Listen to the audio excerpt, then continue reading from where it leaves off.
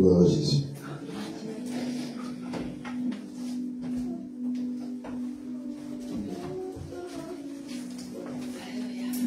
Gloire à Jésus.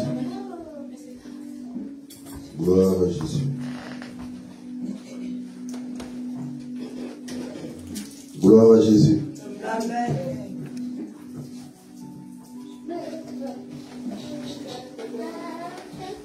Gloire à Jésus. Amen.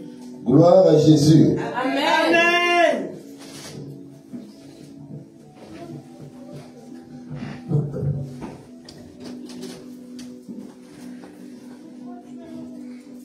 Amen. On se lève, on acclame le Seigneur. On acclame Jésus. Amen. Acclame Jésus. C'est tout fait, c'est tout fait. On dirait que c'est un homme que la acclamer. Acclame Jésus. Avec les cris de joie. Avec les cris de joie. Gloire à Jésus. Gloire à Jésus. Bon. Maintenant, on va acclamer le Seigneur pour la vie de sa servante, l'évangéliste prophétesse, Madame Gédéon. On acclame le Seigneur pour sa servante, son évangéliste prophétesse. Gloire à Jésus. Amen. Le Seigneur le premier, le dernier. On acclame encore Jésus. Gloire à Jésus. Gloire à Jésus. Amen. Gloire à Jésus. Amen. On va rester debout pour lire ce passage.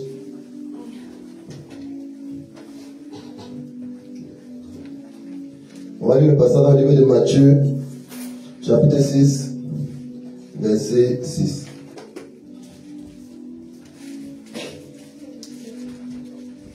Matthieu, chapitre 6, verset 6.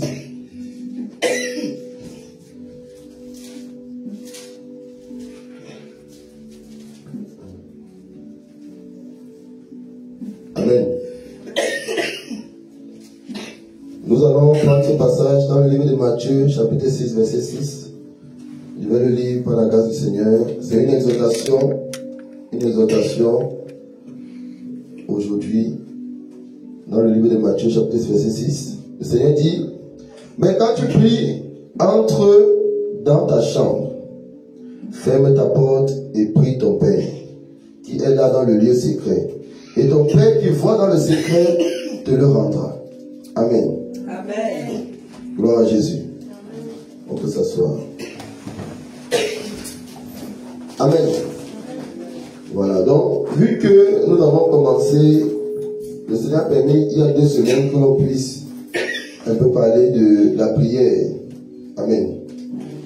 Voilà, et le Seigneur, justement, ce dimanche, là, me demandait d'entrer dans les profondeurs de chaque élément. Amen.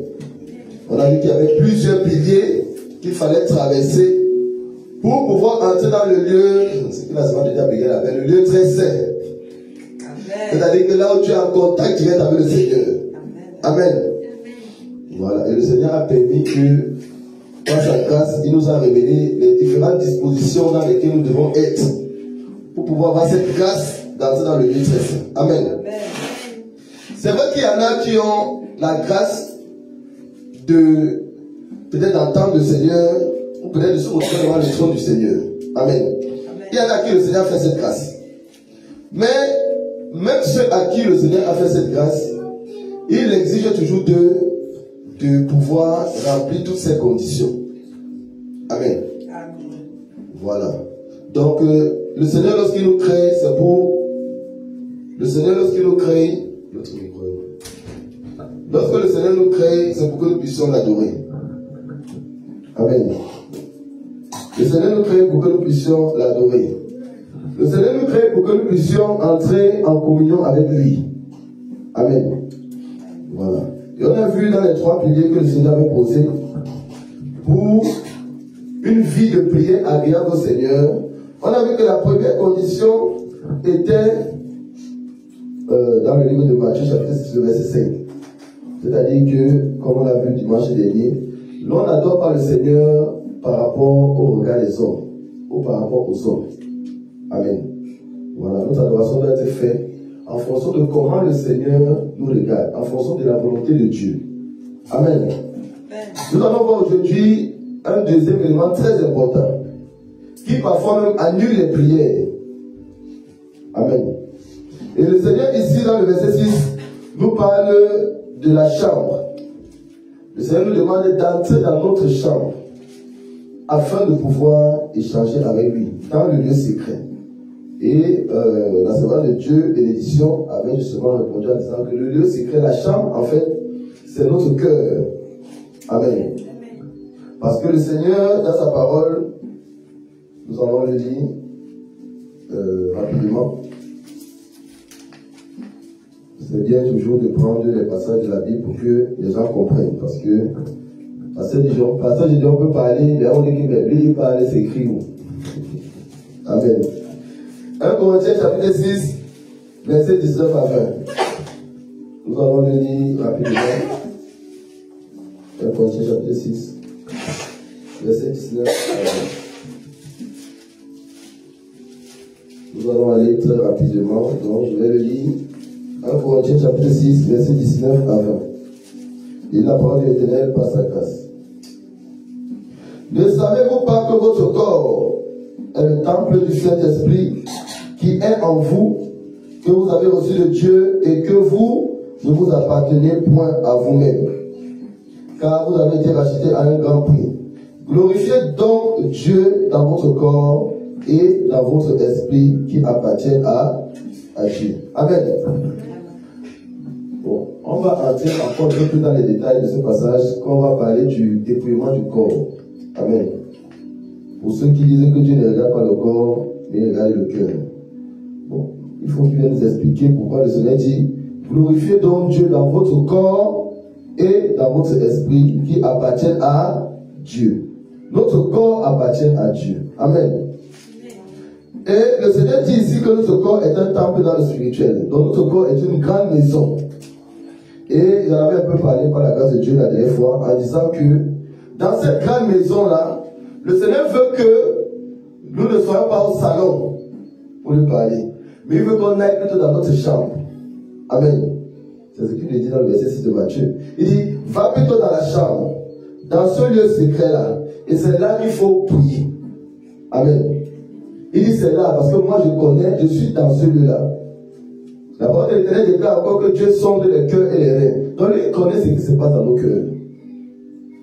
Amen. Parce qu'il connaît ce qui se passe dans nos cœurs, il y a une attitude que nous ne devons pas avoir lorsque nous venons nous présenter auprès de lui. Le Seigneur dit, entrons dans notre cœur. Et on a vu la dernière fois que la chambre, quand le Seigneur parle ici de la chambre est un lieu d'intimité. Amen. C'est un lieu secret, un lieu d'intimité. De la même manière que la chambre est un lieu secret, un lieu d'intimité, sur notre corps, dans tout notre être, c'est notre cœur qui est le lieu secret.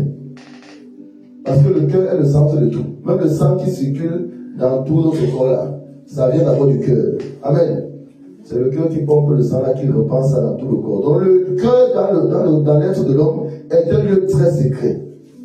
Et d'ailleurs même, les parties invisibles de l'homme, c'est-à-dire que l'âme et l'esprit, sont rattachés au cœur, à la partie physique, via le cordon d'argent. Amen. Donc le cœur est l'élément le plus important, le plus essentiel de l'être humain. Donc si ton cœur ne va pas, tu es mort. Amen. Voilà. Donc le Seigneur demande ici d'entrer dans notre cœur pour lui adresser nos prières. Mais on a vu qu'une prière au Seigneur n'est pas seulement élever la voix et parler. On a vu qu'on peut prier en pensée, on peut prier en parole, on peut prier en acte. Donc le Seigneur nous dit ici que tout ce que nous faisons doit venir d'un cœur, de notre cœur. Et ce cœur doit être dans un état, c'est-à-dire un état de sincérité. Amen. Donc le Seigneur veut que nous parlons aujourd'hui de la sincérité dans notre adoration, de la sincérité de cœur dans nos prières. Et le Seigneur va permettre comme ça, au fur et à mesure que je vais avancer, il va permettre ce moment de me faire la grâce, de me donner quelques exemples pour illustrer ce qu'il veut nous dire ce soir, ce jour. Amen. Quand je donne l'exhortation, là, moi, je suis enseigné. Donc c'est pour nous tous. Amen. Voilà. Moi, je suis enseigné. Parfois, je me mets là même. Après, ce qui sort là, ce n'est même pas ce que je voulais sortir. Moi, je suis enseigné. Donc, pendant que je parle, moi-même, j'écoute en même temps. C'est le Seigneur qui agit, c'est le Seigneur qui parle. Amen. Donc, le Seigneur voudrait que tout ce que nous fassions pour lui, comme prière, que nous élevons la voix, que nous fassions des actions, en pensée, tout doit venir de notre cœur. Si tu te mets même à parler, à prier, et que ton cœur là n'est pas connecté au Seigneur, tu es en train de prier en vain. Tu es dans la distraction. Amen. Tu es en train de survoler, tu parles, tu ne crois même pas ce que tu dis. Parce que ton cœur même n'est pas rattaché à ce que tu es en train de dire. Le Seigneur dit dans sa parole que votre oui soit oui, oui. Amen. La signification de ces deux oui là, c'est quoi? C'est que le premier oui, c'est le oui qui vient de ton cœur, de cette chambre secrète là. Et le deuxième oui maintenant, c'est toi qui proclames de ta bouche. Donc tu ne peux rien faire si d'abord ça ne doit venir de ton cœur. Amen. Si tu peux même faire les dons aux orphelins, si tes dons là, ce n'est pas parce que tu veux aider ces orphelins là, tout ce que tu le fais en vain. Si tu fais pour ta personne, tu vas appeler les réseaux sociaux, on va venir te filmer pendant que tu fais les dons. Là, tu n'es pas sincère dans ton adoration. Tu n'es pas sincère dans ta prière. Offrir les dons aux orphelins, c'est une prière. Amen. Offrir les dons aux orphelins, c'est une prière. Aider les veuves, c'est une prière. Il y en a qui sont morts, même sur cette terre. Ils sont montés devant le Seigneur. Mais à cause de ce qu'ils ont fait sur la terre, le Seigneur les a ramenés ici sur la terre. Amen. Et d'ailleurs, même dans le livre des Actes des Apôtres, il y a un servante de Dieu qui était parti. Les gens sont allés appeler l'apôtre. Ils ont dit, mais cette dame-là, elle passe le temps à venir nous donner à manger, nous secourir ici. Elle ne peut pas partir. Tabitha. Amen. Mais à cause de ce qu'elle faisait pour les autres là, quand l'apôtre, je crois que c'est l'apôtre Pierre qui a prié, le Seigneur l'a ramené à la vie. À cause du fait qu'elle faisait du bien aux gens. Donc tout ce qu'elle faisait là, c'était une prière. Ça montait devant le trône de l'Éternel. Amen. C'est pour dire que les prières, ce n'est pas seulement les paroles que nous déclarons. Amen. Donc le Seigneur, dans cette sincérité, le Seigneur veut nous parler de la sincérité dans notre adoration. La sincérité dans tout ce que nous faisons pour le Seigneur. Nous devons être vrais. Amen. Un enfant de Dieu, c'est quelqu'un qui est vrai. Tu l'as rencontré aujourd'hui, tu as vécu une journée avec lui aujourd'hui. Dans 2 mois, là, tu vas voir la même personne. Amen. Tu ne vas pas le voir aujourd'hui, mais quand tu entends les autres parler de lui, on dirait que c'est une autre personne. Il vient à l'église, bon, devant le pasteur, il est propre, il est clean, il est amour, joie, paix. Mais ce qu'on dit de lui là-bas dans son quartier, là, c'est une autre personne. Un enfant de Dieu doit être vrai. Un enfant de Dieu doit être sincère dans tout ce qu'il fait. Lorsque nous nous approchons du Seigneur, nous devons venir devant le Seigneur étant vrai d'abord en nous-mêmes. Si déjà toi tu n'es pas vrai dans ce que tu fais, ça ne sert à rien d'aller devant le Seigneur. Moi je ne sais pas pourquoi les gens perdent le temps. Amen. Faut être, si tu as décidé de servir le Seigneur, il faut être vrai dans cette décision. Il faut être sincère dans cette décision. Il ne faut pas venir servir le Seigneur alors que dans ton cœur tu as autre chose. Tu penses à autre chose.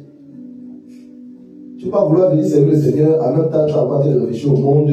Tu veux une position ici sur cette terre. Tu veux... Non, ce n'est pas possible. Ce n'est pas sérieux. Pourtant tu sais ce que lui-même le Seigneur demande quand il veut qu'on vienne à lui. Il dit abandonner le monde.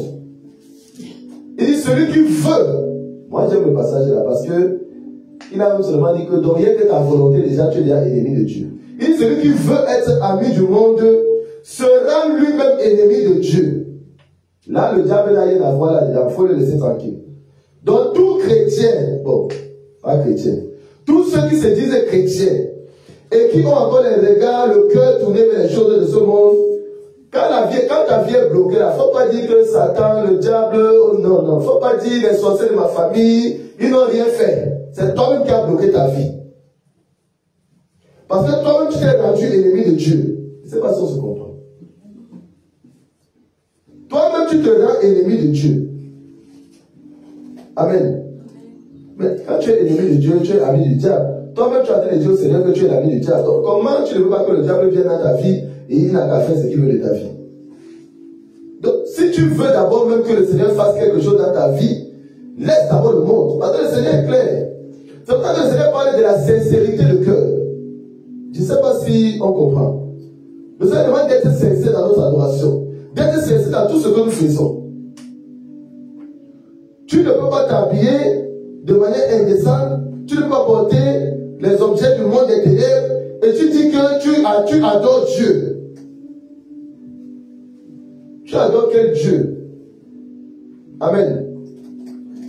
Nous devons être sincères dans tout ce que nous faisons. Honnêtes dans tout ce que nous faisons. Lorsque tu t'approches devant le Seigneur, quand tu plies tes genoux et que tu pries, il faut t'assurer que toi d'abord là tu sois agréable, que ta vie soit agréable à Dieu. Si ta vie n'est pas encore agréable à Dieu, va demander pardon. Comme il dit là, c'est la seule prière que Dieu lui aime entendre des pécheurs. C'est la repentance. Va te repentir. Amen. C'est la vérité.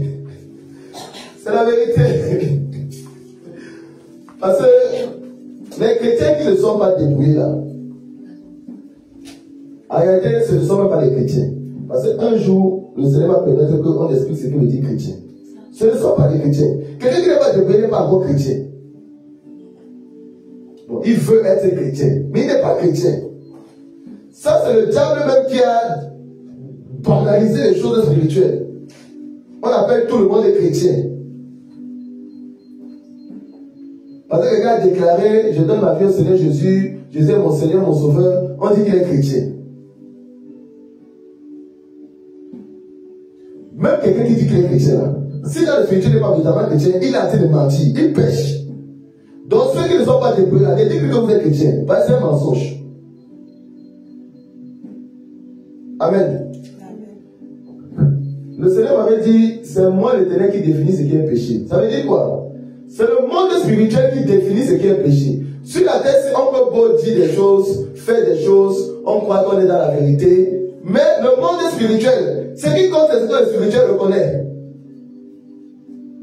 Si les ténèbres te voient, ils ne te voient pas comme chrétien. Un chrétien, quand le diable le voit, il sait que c'est un chrétien. Le monde spirituel sait que c'est un chrétien. Les anges de Dieu savent que tu es chrétien. Les démons savent que tu es chrétien. Parce que le feu qui est en toi, là, ils ne peuvent même pas regarder. Mais tu dis que tu es chrétien, les démons te regardent, ils rient. Ils viennent, ils bloquent ta vie, on te bloque, on te menace, on te poursuit dans la nuit, on te persécute. Tu dis que tu es chrétien. Comment tu peux dire, comme le verset dit, comment tu peux dire que tu es chrétien, tu dors, on te poursuit la nuit, tu fuis. Et tu dis que tu es chrétien, tu dis que ton Dieu c'est Jésus de Nazareth, mais toi tu dors, on te poursuit, tu fuis. Parce que derrière tu respires. On a failli me trembler. Et tu dis que tu es chrétien. Sois honnête, sois sincère. Amen. Soyons sincères dans tout ce que nous faisons pour le Seigneur. Amen. Soyons sincères dans tout ce que nous faisons pour le Seigneur. Tu n'es pas encore chrétien. Tu veux devenir chrétien, mais tu n'es pas encore chrétien. Parce qu'un chrétien, on ne le poursuit pas la nuit. Amen. Un chrétien, c'est celui qui a l'autorité du Seigneur Jésus-Christ de Nazareth. Le Seigneur lui donne son autorité. Au-dessus de tout. La sincérité dans notre adoration. Amen. Nous allons lire un passage. Nous allons lire un passage dans le livre de Joël, chapitre 2, verset 12 à 13.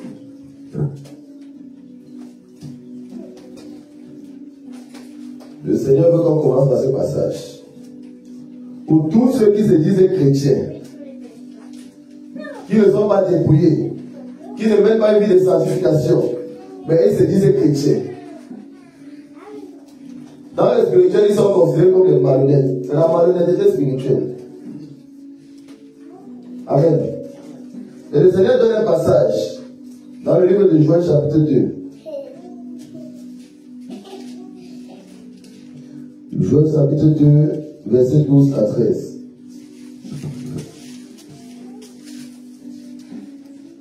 Joël chapitre 2, versets 12 à 13.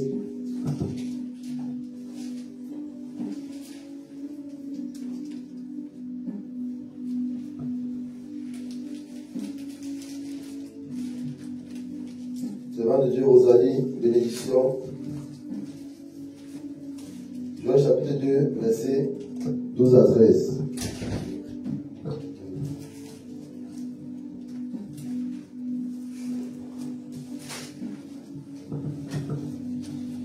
Amen. Amen. Joël 2, verset 12 à 13, je lis par sa grâce avec révérence.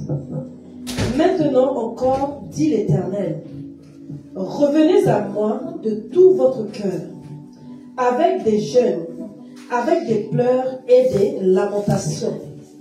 Déchirez vos cœurs et non vos vêtements. Et revenez à l'Éternel, votre Dieu, car il est compatissant et miséricordieux, lent à la colère et riche en bonté. Et il se répand des mots qu'il envoie. Amen. Le Seigneur dit, déchirez vos cœurs. Ça, c'est par rapport à la repentance. Le Seigneur aime la repentance. Le Seigneur aime la repentance. Pourquoi le Seigneur aime la repentance? Parce que déjà dans ce monde, il y a très peu de personnes qui s'efforcent à marcher dans l'obéissance totale à la parole de Dieu. Très peu de personnes. Et même ceux qui s'efforcent à marcher dans l'obéissance totale à la parole de Dieu, eux-mêmes ont toujours besoin de repentance. Donc la repentance, c'est pour tout le monde. Amen. Sans la repentance, il ne peut pas aller au ciel. Même le Seigneur, quand il a commencé à prêcher, il a dit, repentez-vous. Amen.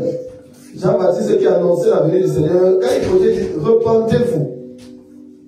Sans la repentance, personne ne peut aller au ciel. Donc le Seigneur ici veut nous parler de l'attitude de nos cœurs lorsque nous venons à lui pour la repentance. Et il dit dans le livre de Joël chapitre 2, déchirez vos cœurs. Amen. Donc si tu vas pour demander pardon au Seigneur parce que tu as menti, si toi tu n'es pas convaincu que tu vas arrêter de mentir, il ne faut pas partir demander pardon. Et c'est pas ça se comprend. Parce que tu n'es pas sincère. Toi tu sais que tu vas recommencer. Donc, faut pas, on se moque pas. D'abord, le Seigneur dit, on ne se moque pas de Dieu. Et c'est pas ça que se comprend. On ne se moque pas de Dieu. Si tu sais que tu vas recommencer, vous allez, moi je dis, il faut être sincère. Depuis que c'est sincère, je dis, il faut être sincère honnête. Si tu sais que tu vas recommencer, ne pas demander pardon. Parce que tu ne peux même pas déchirer ton cœur pour ça, parce que tu ne regrettes même pas amèrement. Celui qui va recommencer, c'est celui qui regrette vraiment, qui a vraiment pris conscience de ce qu'il a fait et qui regrette amèrement. C'est pour ça que ça dit, déchirez vos cœurs. Bon, si tu sais que tu vas encore insulter, il ne faut pas demander pardon. Il faut aller devant le Seigneur parce que, bon, de toute façon, ce n'est que lui qui peut t'aider. Il faut aller devant le Seigneur et dire, Seigneur, aide-moi, donne-moi la force de ne plus recommencer. Amen. Même si tu demandes pardon, il faut compléter. Tu dis, Seigneur, donne-moi la force de ne plus recommencer. Libère-moi, délivre-moi de ça. Parce que si tu as un péché que tu n'arrives pas toi-même à surpasser, il faut savoir que tu as un démon à l'intérieur de ton corps. Amen. Amen. Si tu n'arrives pas à passer au-dessus de quelque chose, d'un péché, il faut savoir que c'est parce qu'il y a un démon qui t'assujettit par rapport à ça. C'est aussi simple que ça. Si tu as le Saint-Esprit là, le Saint-Esprit est tout puissant. Qu'est-ce qui peut dépasser le Saint-Esprit? qu'est-ce qui peut dépasser le Saint-Esprit? Si quelqu'un a le Saint-Esprit, est-ce que ça a été mensonge et que ça a compliqué? Bon, si quelqu'un possédait même de l'esprit de serpent, tu passais ton temps à mentir. Tu passes ton temps à demander pardon, mais tu continues de mentir. Tant que tu viens de sais que tu vas encore mentir. Ça veut dire que tu as un serpent encore en toi. Il n'est pas encore parti. Donc, il faut plutôt demander au Seigneur de te délivrer. Il faut supplier le Seigneur pour qu'il te délivre. Pour qu'il t'oriente vers là où tu seras délivré. Ou lui-même vient te délivrer. Amen. C'est pour ça que le Seigneur a sa parole. Vous priez, mais vous priez mal. C'est pour ça que vous ne recevez rien. Parce que vous priez mal. Même prier là. Il y a une manière de prier. On prie par l'Esprit. On prie par l'Esprit de Dieu. On prie selon la parole de Dieu. Amen. Amen. Quelqu'un qui est assujetti dans un péché, il est prisonnier. Il a besoin de délivrance. Pour que le Saint-Esprit maintenant vienne habiter en lui et lui donne la capacité maintenant de dominer son mauvais caractère. Parce que le démon va partir, va laisser son caractère. Quand le Saint-Esprit va venir, lui maintenant va te donner la capacité de dominer ce mauvais caractère-là. Avec un bon brisement des pleurs, de la douleur dans le cœur, le caractère va partir. Amen.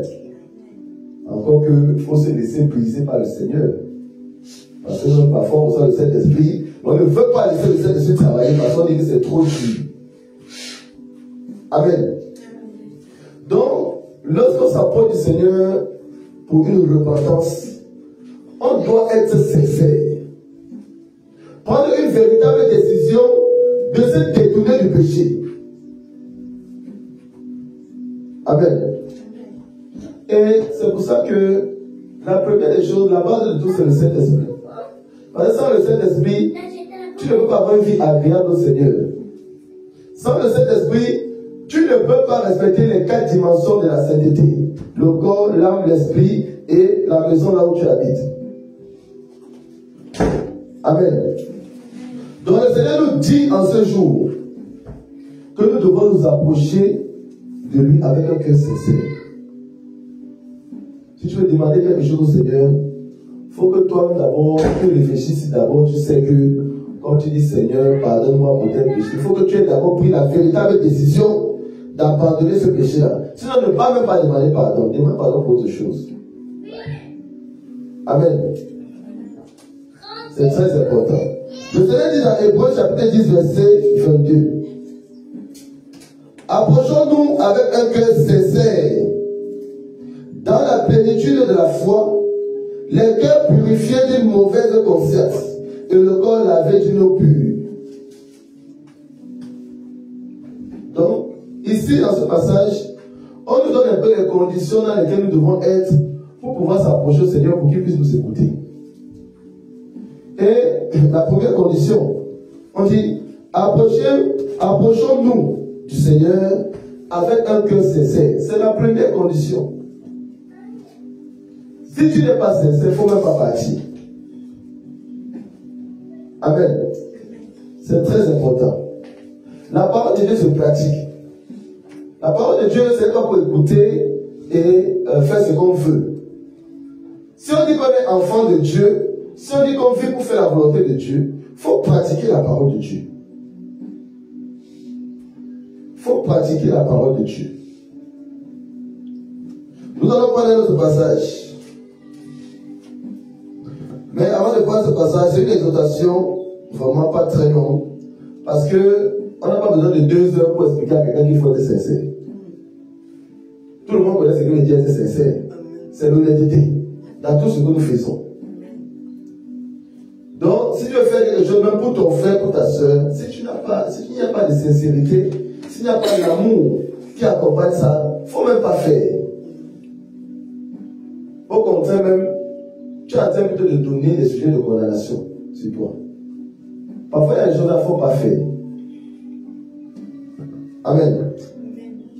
C'était ce matin, lorsque je partais chercher la servante de Dieu, Antoinette, le Seigneur a donné un message pour tous ceux qui ouvrent sa parole pour méditer. Le Seigneur m'a dit, Lorsque vous ouvrez la Bible pour méditer, vous venez pour entrer en communion avec moi. C'est pas ça qu'on se comprend. Lorsqu'on ouvre, il y a un homme de Dieu qui disait que la Bible c'est la bouche de Dieu. Quand tu ouvres la Bible, c'est comme si tu es devant le Seigneur, tu dis Seigneur, parle-moi. C'est pour ça qu'on ouvre la Bible. C'est pas pour lire. Non. C'est pour entendre la voix de Dieu. Quand tu entends la voix de Dieu, ce n'est pas seulement audiblement. Ça peut être dans les visions, ça peut être dans l'entendement, ça peut être dans les pensées, ça peut être dans le cœur, ça peut être dans tout ce qui nous entoure, dans la nature. C'est pour entendre la voix de Dieu. Et le Seigneur me disait, lorsque vous ouvrez ma parole, c'est pour être en communion avec moi. Et je recevais dans mon esprit, il faut le dire, que celui qui vient devant ma parole, il faut qu'il soit sincère. Quand il m'a dit ça, j'ai compris, parce qu'il m'a donné l'explication. Quand le Seigneur parle, il ne parle pas trop. Mais quand il parle, en même temps, tu comprends ce qu'il veut dire. Il va expliquer. Lorsqu'on ouvre la parole de Dieu, et le Seigneur, quand il m'a dit ça, j'ai compris parce qu'il m'a rappelé quelque chose qui s'était passé il y a longtemps. Lorsqu'on ouvre la parole de Dieu, un exemple très simple pour expliquer le message du Seigneur de ce matin. Si toi tu passes ton temps femme à porter pantalon, et que même dans ton église, le pasteur dit que femme peut porter pantalon. Maintenant, quand tu prends la parole de Dieu, tu dis bon, Seigneur, il faut que tu m'expliques, est-ce que c'est vrai? Parce que j'entends d'autres personnes dire que femme ne peut pas porter pantalon. Mais mon pasteur lui dit que femme peut porter pantalon. Il faut que tu m'expliques un peu ça. Tu prends la parole de Dieu, tu ouvres, tu médites, tu dis Seigneur, aide-moi à comprendre. Le Seigneur dit, si ton cœur a déjà choisi le pantalon, il ne va pas te parler. C'est pas ça, on se comprend. Si ton cœur a déjà choisi le pantalon, il ne va pas te parler. Donc, il faudrait que quand tu viens, tu ouvres sa parole, il faut que ton cœur soit prêt. C'est pourquoi je vais parler de la sincérité. Il faudrait que quand le Seigneur te dise que pantalon là, ce n'est pas bon, que ton cœur soit prêt à laisser ça. Donc, quand on vient devant la parole de Dieu, il faudrait qu'on soit disposé pour que nos cœurs acceptent ce que le Seigneur va nous dire. Même si le pasteur te dit le contraire. Je ne sais pas si on se comprend. On doit venir devant le Seigneur avec un cœur disposé. Et je pense que j'avais déjà pris cet exemple-là de cette soeur qui était partie devant le Seigneur et demandait, est-ce que mon pasteur là est véritablement de toi? Est-ce que c'est ton serviteur? Est-ce qu'il est dans la vérité? Le Seigneur n'a pas répondu. Elle a prié un mois. Le Seigneur n'a pas répondu. Bon, elle avait la grâce qu'elle avait une amie qui, elle, avait une bonne relation avec le Seigneur. Elle allait se plaindre chez cette amie-là que le Seigneur ne répond pas. Pendant qu'elle disait le Seigneur ne répond pas, le Seigneur disait à l'oreille de cette soeur-là que il faut lui dire que son cœur avait déjà choisi le pasteur. Et c'est pas ça qu'on se comprend. Nous ne sommes pas dans l'idolâtrie. Que ce soit de quelqu'un, d'un homme de Dieu, que ce soit de quoi que ce soit sur cette terre. Un enfant de Dieu dans son cœur, il ne doit pas, il ne sait pas. Parce que la parole dit qu'un enfant de Dieu est comme le vent. On ne sait pas d'où il vient, on ne sait pas d'où il va. C'est dans le sens que, pour un enfant de Dieu, il n'y a rien sur cette terre-là qui doit avoir d'importance dans son cœur. Sauf le Seigneur et sa volonté. Amen. Quand tu viens devant le Seigneur, il faut venir pour demander et connaître la vérité. Il faut avoir soif de la vérité. Il faut que ton cœur soit prêt à accepter cette vérité-là. Parce que si ton cœur n'est pas prêt à accepter cette vérité, parce qu'il y a l'idolâtrie, la convoitise dans ton cœur, il ne va pas te parler. Parce que lui, il sait que s'il te parle, tu vas dire que c'est le diable qui t'a parlé. J'ai une soeur qui refusait elle m'a dit qu'elle me portait le pantalon. Pourtant, le Seigneur lui avait parlé. C'est une soeur que elle ne portait pas les pantalons avant. Quand elle portait les pantalons, elle était très mal à l'aise. Elle n'arrivait pas à porter les pantalons. Elle s'habillait qu'en robe. Elle a grandi même comme ça. Bon, avec le monde, son grand frère, elle m'a dit que son grand frère, toi tu es toujours en robe, les autres filles sont sexy, elles portent les pantalons, pourquoi toi tu es toujours en robe? C'est comme ça qu'elle a forcé, elle a commencé à porter pantalons. Le diable étant très rusé, pour la maintenir dans sa bêtise, il a balancé un songe. Un songe où, comme le diable risait, le songe, elle était en pantalon. Et bon, il a fait un cinéma autour du songe là, comme s'il y avait la gloire de Dieu, comme si elle était dans un endroit paisible, comme si elle était au paradis. Tout ça là, elle était en pantalon. C'est qui fait que, quand je lui disais même que, mais, parce que je parlais avec le Seigneur, me disait, elle sait, je lui ai déjà parlé. Quand je lui ai dit, mais, le Seigneur t'a déjà parlé par rapport au pantalon. Elle dit que oui, bon, depuis la jeunesse, je ne portais pas les pantalons. C'est vrai que, bon, ça ne passait pas. Mais depuis que mon grand frère m'a dit, bon, je porte aussi quand même, pas de problème dans ça. Je lui ai dit non, il faudra porter les pantalons. Elle me sort le songe. Je lui ai dit que va demander à Dieu. Elle me dit non, Dieu m'a déjà répondu. Ah, moi, Dieu t'a répondu. Elle dit que non, j'ai fait un songe où j'étais dans la gloire de Dieu. J'étais en pantalon. J'étais dans la gloire de Dieu. À cause de ce songe, tout ce que je dis, elle n'écoute pas. C'est pour ça qu'elle dit qu'on ne vit pas en fonction des rêves. Le Seigneur va dire parce qu'il y a beaucoup de chrétiens qui vivent en fonction des rêves. On vit en fonction de la parole de Dieu. On ne vit pas en fonction des rêves. Parce que le rêve là, il faut avoir le discernement pour savoir si ça vient de Dieu. Il faut avoir le discernement pour interpréter le rêve. Si tu n'as pas le discernement, tu n'as pas le Saint-Esprit. Tu n'as pas le discernement. Et tu t'attaches le rêve. Le diable va te balancer les rêves. Si c'est les rêves que tu veux regarder là, il va te donner les rêves. C'est pas ça que je comprends.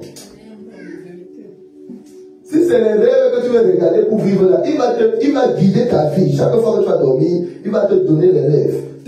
Il va m'appeler ta grand-mère qui est décédée, elle va venir te donner les messages. Mais c'est ça. Ta grand-mère va venir te dire même des choses qui vont se passer dans la journée. Tu vas dire que hey, c'est puissant. Tu vas dire c'est très puissant. J'avais déjà reçu la révélation. Le Seigneur m'avait déjà dit. Le diable il joue avec toi comme ça. Amen. Ça me rappelle une soeur qui m'avait dit que sa grand-mère venait lui donner les messages. Les révélations, elles propres. Sa grand-mère venait lui dire ce qui allait se passer dans la journée. Sa grand-mère lui donnait les messages. Il était décédé. Bon, comme elle comprenait, elle connaissait déjà cette ruse du diable. Elle a prié, elle a brisé, elle a dit que toi, ne viens plus jamais dans les rêves. Il ne veut plus te voir. Depuis là, la grand-mère n'est plus venue. Parce que le diable a compris qu'elle avait compris la ruse. Elle ne savait plus rien qu'elle vienne. Amen. On vit selon la parole de Dieu. Quand tu lis dans Deutéronome 22 que femme ne doit pas porter vêtements d'homme, c'est écrit. Il faut être honnête, c'est écrit, donc il faut pratiquer. Il ne faut pas regarder, tu veux être sexy, tu veux, la sirène des autres qui est encore là, te met l'amour du pantalon, tu viens, tu dis que non, il va être sexy pour Jésus. Cette camarade-là, elle m'avait dit ça, qu'elle va être sexy pour Jésus. Elle dit que, mais, est-ce que Jésus, là, que tu dis là, est-ce que tu connais l'objectif? Donc, les gens disent Jésus, ils ne connaissent même pas, ils ne savent pas. C'est écrit, ce que Dieu veut, c'est votre sanctification. C'est écrit, la volonté de Dieu. Tu veux être sexy, lui. Et bizarrement, je ne sais pas si c'est moi qui étais allé automatiquement, c'est quelqu'un qui m'avait dit, j'avais tapé la définition de sexy sur Google. Tous ceux qui disaient qu'ils veulent être sexy en Jésus, là, faut taper définition de sexy sur Google. J'avais tapé, je vais même taper ça. Parce qu'il faut que les gens comprennent ce qu'ils veulent dire. Ils vont nous dire ça, c'est le Seigneur. Définition de sexy sur Google. Les gens qui connaissent sur le français. Définition de sexy.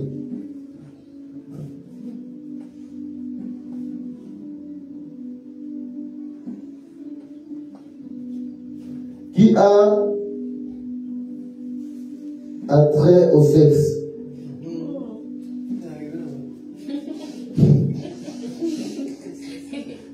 Oui. La définition de sexy sur Google, tout le monde peut taper. Donc, Google nous dit que être sexy là, c'est quelque chose qui a attrait au sexe. Donc, quand une fille dit qu'elle veut être sexy, elle s'habille pour être sexy là. En fait, c'est pour que les hommes la convoitent.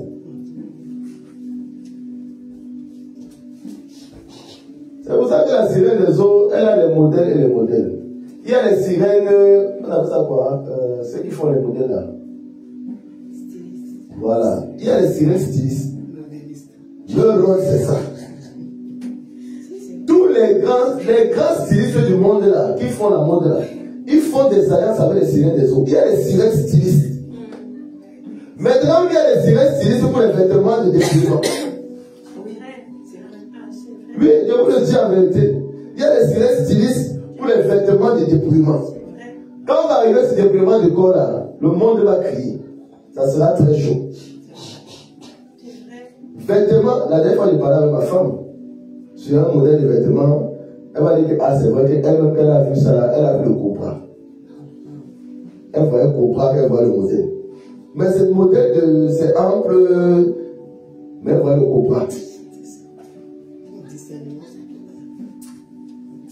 Donc si même dans la sainteté, la foi et le discernement approfondi, toi tu n'es même pas dans la sainteté, déjà tu es en train de bavarder.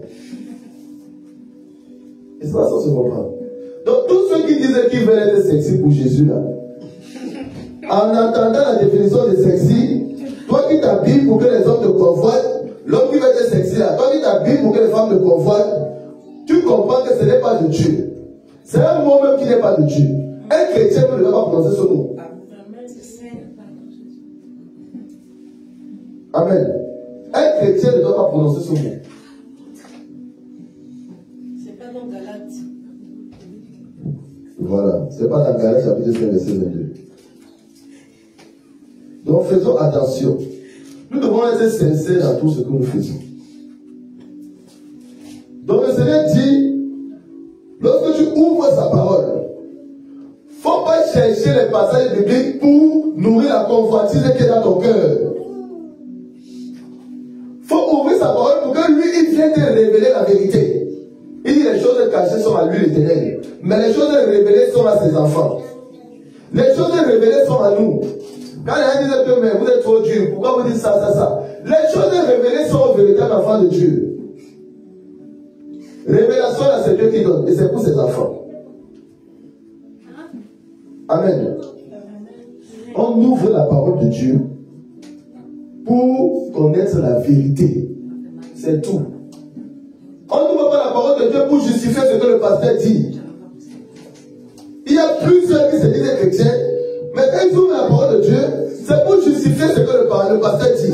Il ne veut pas savoir s'il dit vrai, s'il dit faux. Il ne veut pas analyser ce que le pasteur dit, mais il veut justifier ce que le pasteur dit. Moi, en tant que pasteur, j'ai déjà parlé avec plusieurs personnes. Tu m'as dit, mon pasteur a dit que c'est comme ça. Bon, ton pasteur a dit, mais Dieu, qu'est-ce que lui dit? D'autant plus que tu n'as même pas demandé l'état spirituel de ton pasteur. Tu ne connais pas l'état spirituel de ton pasteur, mais tu dis, mon pasteur a dit. Bon, si au moins le Seigneur t'a dit que lui, bon, lui là, mon esprit, il est rempli de mon esprit, c'est moi qui le conduis. Là, au moins, tu peux me dire que bon, parce que tu fais confiance à Dieu, t'a dit que lui, au moins. Mais tu ne connais pas son état spirituel, mais tu vis en fonction de ce que lui, ton pasteur te dit. Amen. Soyons sincères. On ne médite pas la parole de Dieu pour justifier ce que le pasteur dit. Si le pasteur dit quelque chose, médite la parole de Dieu pour analyser par l'Esprit de Dieu ce que le pasteur a dit.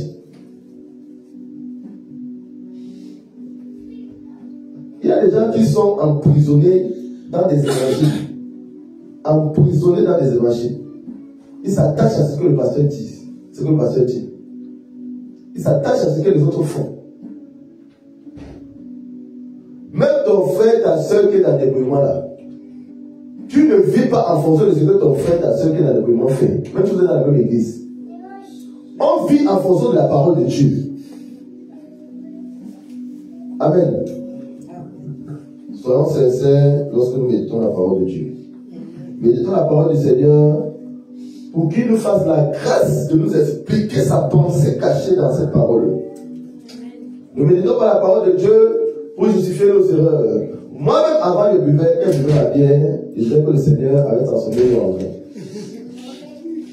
Je le disais, le Seigneur avait transformé l'eau en vin. Il était content quand il disait ça. Et quand il disait ça là, en même temps qu'il disait ça, il avait un peu une gorgée de bière. Donc tu es sûr que où tu es là, tu n'as pas de problème. Tu es dans la vérité. Pourquoi? Parce que comme tu ne veux pas laisser l'alcool, comme tu as lu qu'il a transformé l'eau en vin, tu t'arrêtes dans ça là, tu pars maintenant, tu prends ça. Quelqu'un qui te vient, tu dis, tu mets seulement le verset et tu connais même là où c'est écrit. On dit, on ne veut pas parfum. Ah, mais il y a une soeur qui a versé le parfum sur les pieds de Jésus. Pourquoi il a accepté alors qu'on verse le parfum sur lui? Tu ne comprends pas l'explication spirituelle de ce qui s'est passé, de cet événement, mais tu prends la lettre pour justifier ton amour pour les parfums, ta convoitise pour les parfums. On dit qu'on n'avait pas de bijoux. La reine Esther portait les bijoux. Pourquoi la reine Esther portait les bijoux? Donc je peux mettre ses bijoux. Bon, Abraham qui a couché avec sa servante là, il faut prendre tes servantes, tu couches avec eux. Salomon qui avait 1000 femmes et concubines. Il faut prendre alors 1000 femmes et concubines, tu vas voir si tu vas t'en sortir avec elles. Amen. On ne médite pas la parole de Dieu pour justifier nos péchés, pour justifier nos convoitises. On médite la parole de Dieu pour que ça transforme notre vie, pour que ça nous aide à nous rapprocher de la nature du Seigneur Jésus de Nazareth. Quelle est la sainteté? Amen. Gloire à Dieu. Nous allons prendre un dernier passage. On a vu la sincérité dans la repentance, la sincérité dans la méditation de la parole de Dieu. Et d'une manière globale, le Seigneur demande d'être sincère dans notre adoration. 1 Timothée chapitre 1 verset 3 à 10. 1 Timothée chapitre 1 verset 3 à 10.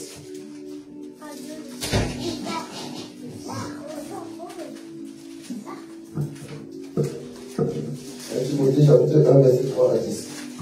Verset 3 à 7.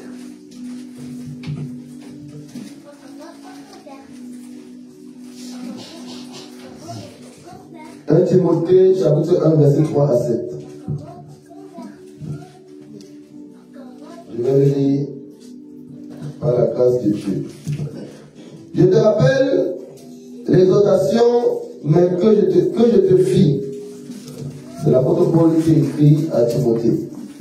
L'apôtre Paul dit à Timothée par l'Esprit de Dieu, je te rappelle l'exhortation que je te fis à mon départ pour la Macédoine, lorsque je t'engageais à rester à Éphèse, afin de recommander à certaines personnes de ne pas enseigner d'autres doctrines et de ne pas s'attacher à des fables et à des généalogies sans fin, qui produisent des discussions plutôt qu'elles n'avancent l'œuvre de Dieu dans la foi. Le but du commandement, c'est une charité venant d'un cœur pur, d'une bonne conscience et d'une foi sincère. Quelques-uns s'étant détournés de ces choses, se sont égarés dans de vains discours. Ils veulent être docteurs de la loi et ils ne comprennent ni ce qu'ils disent, ni ce qu'ils affirment. Amen. L'apôtre Paul dit que l'on doit avoir une foi sincère.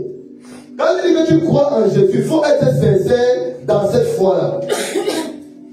Il dit, il y en a qui veulent être docteurs de la loi. Donc ils veulent montrer qu'ils connaissent trop la parole de Dieu. Mais l'apôtre Paul dit qu'ils ne comprennent ni ce qu'ils disent, ni ce qu'ils affirment. Amen. Bon, c'est comme moi quand je disais que Dieu avait, le Seigneur avait transformé le enfer.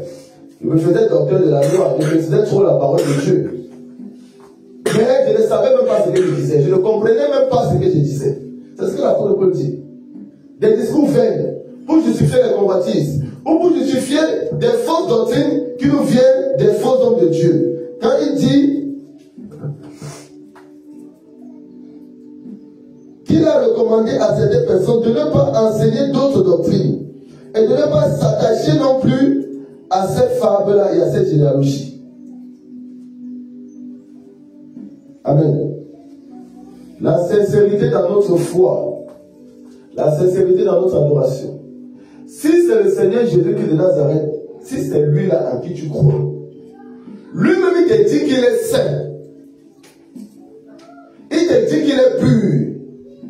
Il te dit qu'il te crée à son image et à sa ressemblance. Bon, maintenant, est-ce que tu es saint, est-ce que tu es pur? Si tu n'es pas saint sur ton corps, dans tes pensées, dans ton âme, dans ton cœur, si tu n'es pas pur, alors va vers le Seigneur, demande-lui pardon et demande-lui de t'aider à être pur, à être saint. C'est ça, être sincère. Amen.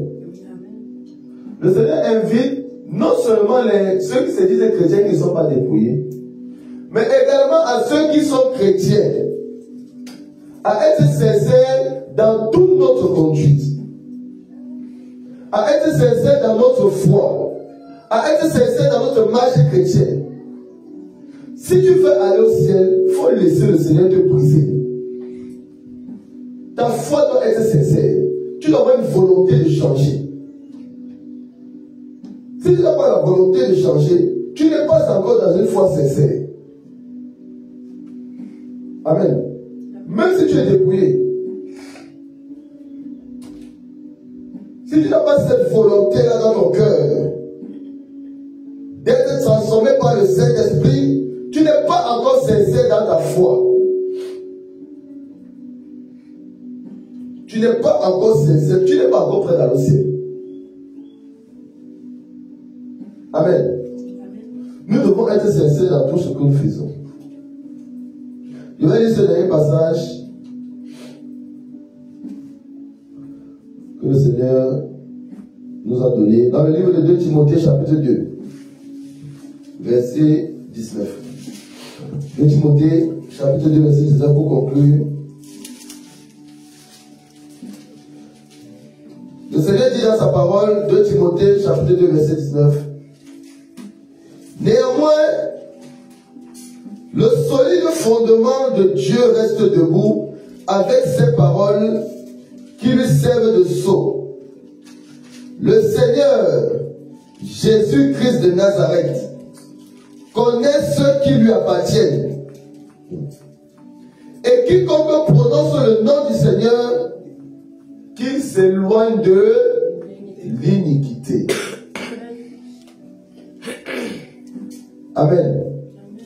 Quiconque prononce le nom du Seigneur, qu'il s'éloigne de l'iniquité.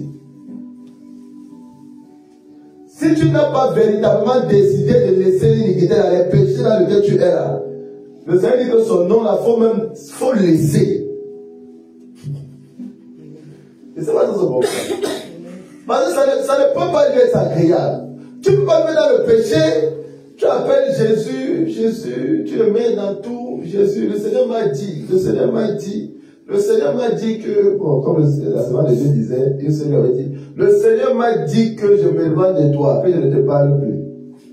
Quelques mois après, c'est elle-même qui appelle. La seule dit que, mais tu as dit que le Seigneur m'a dit que tu ne me parles plus.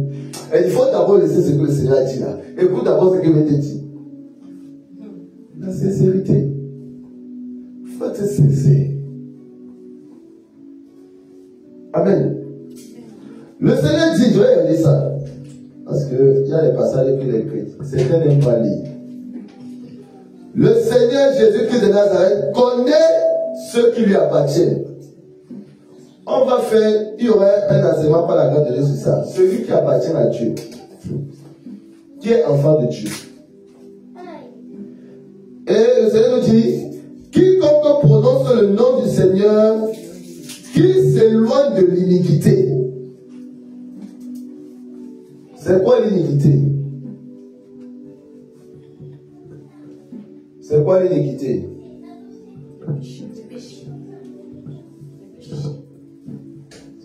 Oui. Bon, c'est le péché, mais ça a une définition un peu plus profonde. C'est vrai que c'est le péché, mais c'est un peu plus profond. Quand on dit iniquité, voilà, amen. Quand ça devient iniquité, c'est-à-dire que c'est le péché qui se répète. C'est-à-dire que tu vis dans le péché. Quelqu'un qui vit dans l'impudicité, la fornication, là il est dans l'iniquité. Quelqu'un qui passe son temps à mentir, il ment, il passe son temps à mentir, là il est dans l'iniquité. C'est pour ça qu'il y a une différence. Un chrétien, un véritable chrétien, ne vit pas dans l'iniquité. Mais un véritable chrétien peut pécher. C'est comment ça se comprend. Un véritable chrétien peut pécher. Il va se repentir. Ça peut arriver. Il se repent. Mais un véritable chrétien ne vit pas dans l'iniquité. Un chrétien, c'est pas celui qui pêche, il reste dedans. Un chrétien ne peut pas faire un jour dans le péché. Non, un véritable chrétien, quand il pêche là, il demande pardon à Dieu. De suite même. Ça, c'est un chrétien. Mais quelqu'un qui pêche, bon, il s'en fout. Tu insultes ton frère en journée là, tu es toi tranquille, tu pars, tu dors, tu ne te réponds même pas. Le lendemain, tu continues ta vie. Toi, tu n'es pas chrétien. Tu n'as pas le Saint-Esprit. Avec un Saint-Esprit va rester dans un corps qui se comporte comme ça. Quand le Seigneur même disait, dans les derniers temps, beaucoup m'ont dit, mais Seigneur, nous avons chassé les démons en ton nom, tout ça, tout ça. Il m'a dit, oui, c'est vrai. Mais je ne vous connais pas. Mais qu'est-ce que le Seigneur dit après? Éloignez-vous de moi, ouvrier d'iniquité. C'est différent. Il n'a pas dit, éloignez-vous de moi, vous qui avez commis les péchés. Non, il dit d'iniquité. Parce que même en servant le Seigneur, ça peut arriver que tu aies de mauvaises pensées. Si tu as de mauvaises pensées, tu as péché. C'est un péché. Si tu parles un peu un jour, tu réponds un peu mal à ton frère, c'est un péché. Mais si tu es véritablement chrétien, tu as le Saint-Esprit, tu vas demander pardon. Comme l'apôtre Bertrand dit, un chrétien quand il pêche à 12 heures, 12 heures, 1 seconde, il doit être en train de demander pardon. De suite même.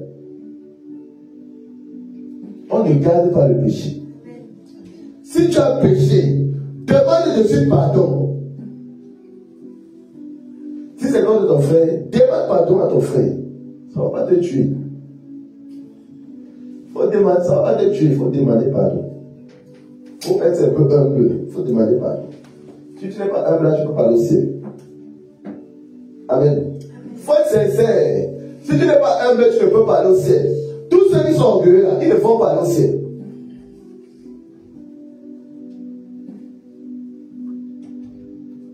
Parfois, quand ils parlent, on dit que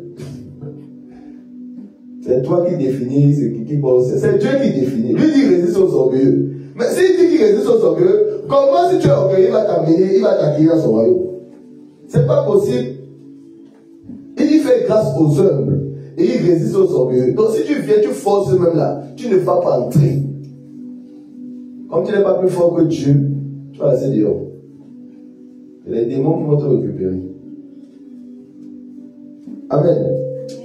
Le Seigneur dit, quiconque prononce le nom du Seigneur Jésus de Nazareth, qu'il s'éloigne de l'iniquité. Toi qui portes les mèches, tu marches avec tous les jours là. Tu es dans l'iniquité. Le Seigneur dit que ne prononce pas son nom. Il y a une seule chose que tu peux faire dans cette condition pour prononcer le nom du Seigneur et que lui soit content. C'est si tu viens te repentir. Mais si tu vis avec les mecs, tu ne viens pas te repentir devant le Seigneur, il faut le laisser d'abord. Parce que le Seigneur dit que celui qui est saint se sanctifie davantage. Que celui qui pêche, il n'a qu'à bien pécher. Donc, quand tu es dans le péché là, il faut bien vivre dans l'iniquité. Quand ça va fatiguer de vivre dans l'iniquité, fatigué et chargé, tu vas venir maintenant auprès du Seigneur pour te repentir sincèrement. Et le Seigneur, dans son grand amour, va te délivrer. Si tu es toujours en vie, hein, il va te délivrer. Il va te faire la grâce de recevoir son esprit. Mais si tu es toujours en vie. Mais les gens qui restent dans le péché, ils sont contents, ils se pèsent dans ça là. Comme le verset dit, personne ne sait quand Jésus va mourir. Parfois on dit Jésus revient et on dit oh. Depuis on dit qu'il revient, il n'est pas encore revenu. Il n'y a pas de problème. Mais depuis qu'on dit qu'il revient là, il y a des gens qui meurent chaque jour. Tu peux aussi mourir. Tu peux aussi mourir. Même si ne revient pas là, mais tu peux mourir. Donc quand tu vas aller devant le Seigneur, il faut l'expliquer. Que les serpents que tu appelles mèches, que tu portes sur ta tête, tu marches avec tous les jours là. Il faut l'expliquer pourquoi tu ne veux pas aller. Tu n'as pas voulu laisser ça. Toi-même, tu vas te tourner, tu vas aller vers le séjour des morts. Parce que toi-même, tu sais que là, tu Quelqu'un peut écouter sa voix. Tes sœurs dépouillées te parlaient de la sainte doctrine. Comme tu voulais plaire encore au monde, tu refusais d'entendre. Amen. Soyons sincères dans notre adoration. Soyons sincères dans tout ce que nous faisons pour le Seigneur. Soyons sincères dans toutes nos démarches. Soyons sincères dans nos pensées. Soyons sincères dans nos paroles. Soyons sincères dans nos actes. Amen. Soyons sincères.